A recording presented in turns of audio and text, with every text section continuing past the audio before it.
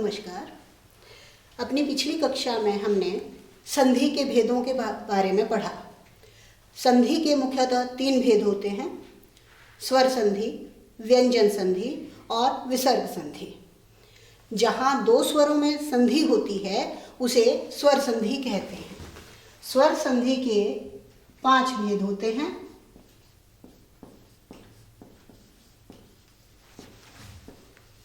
स्वर संधि के 5 भेद हैं।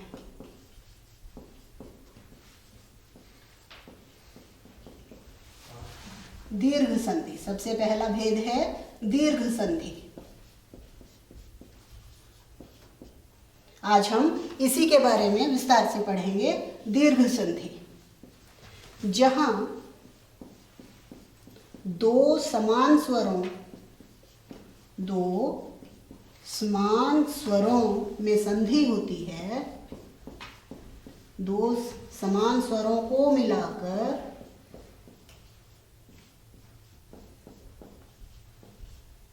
दीर्घ कर दिया जाता है।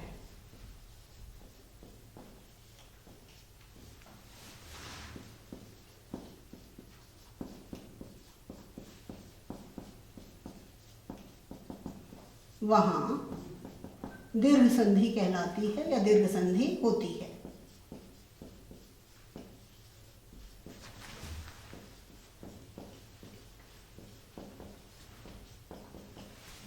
अब इस परिभाषा पर हम गौर करेंगे। जहां 2 समान स्वरों को, अब समान स्वर कौन कौन से हैं? अ, आ, ये एक समान कहलाते हैं। ई एक समान है। ऊ एक समान स्वर है। री और री एक समान स्वर है। जब हमने स्वरों के बारे में पढ़ा था तब मैंने बताया था कि मुख्य 5 स्वर हैं जिनके दीर्घ स्वर हैं, ह्रस्व हैं, दीर्घ हैं। अ का दीर्घ आ, ई का दीर्घ ई, ऊ का दीर्घ ऊ, री का दीर्घ री। बड़ी री डबल मात्रा आ जाएगी इसमें।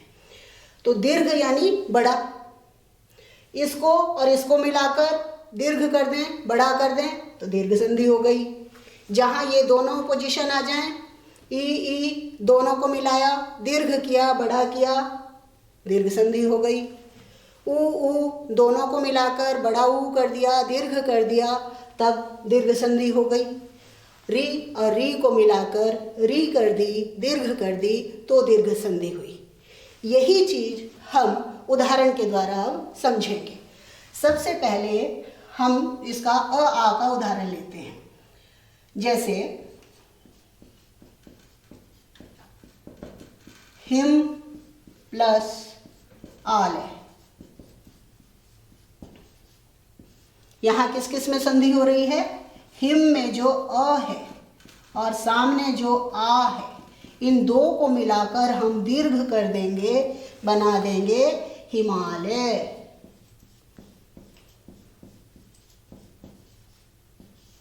इन 2 स्वरों को दीर्घ करने की 4 कंडीशन हो सकती हैं। दोनों तरफ अ भी हो सकता है। अ प्लस अ इज इक्वल टू आ प्लस आ, इधर ह्रस्व इधर दीर्घ तब भी आ, इधर दीर्घ इधर ह्रस्व तब भी आ। चारों स्थितियों में हमको आ करना है। यहां अ प्लस आ प्लस आ, विद्या प्लस आलय बनेगा विद्यालय।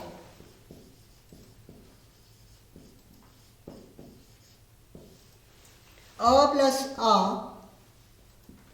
ऊपर हो चुका है, हिम प्लस आलय, अ प्लस आ हिमालय।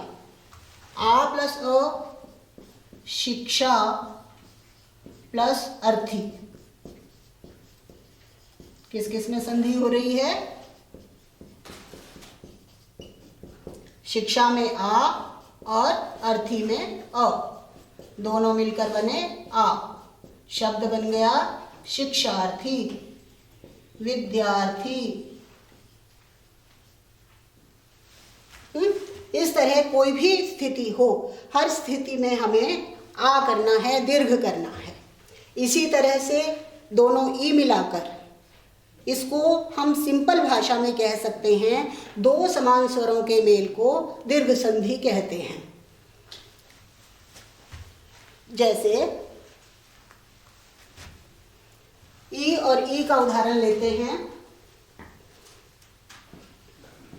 ई ई, मुनि प्लस इंद्र, क्या बनेगा? ई छोटी ई, दूसरी भी ह्रस्व ई, दोनों ई मिलाकर दीर्घ बन गया मुनीन्द्र। बड़ी की मात्रा लगाएंगे, मुनीन्द्र। गिरी प्लस ईश, गिरी छोटी ईश में दीर्घ ई प्लस ई दीर्घ ई, जोड़कर बना गिरीश। इसी तरह सभी स्थितियों में कुल मिलाकर हमें दीर्घ करना है। अ नर प्लस अधम हो सकता है, अ प्लस आ नराधम, नीच मनुष्य नराधम। उ प्लस उ दीर्घ उ, उदाहरण है गुरु प्लस उपदेश, गुरुपदेश। उ प्लस उ तब भी दीर्घ उ, दोनों दीर्घ हैं तब भी दीर्घ, एक ह्रस्व एक दीर्घ तब भी दीर्घ, एक दीर्घ दूसरा ह्रस्व तब भी दीर्घ। गुरु प्लस उपदेश, गुरु में उ, उपदेश में उ, दोनों मिलकर बना गुरु उपदेश।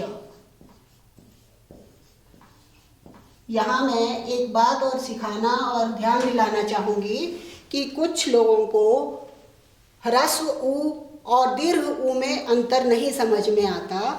यदि मैं इसको ऐसे लिखूं, ऐसे, ये है ह्रस्व उ, और जब इसको गोल कर देंगे तब ये है दीर्घ उ, गुरुपदेश। तो हमें यहाँ दीर्घ बनाना है, गुरुपदेश। हमारा अंतिम है रि पितृ प्लस ऋणम,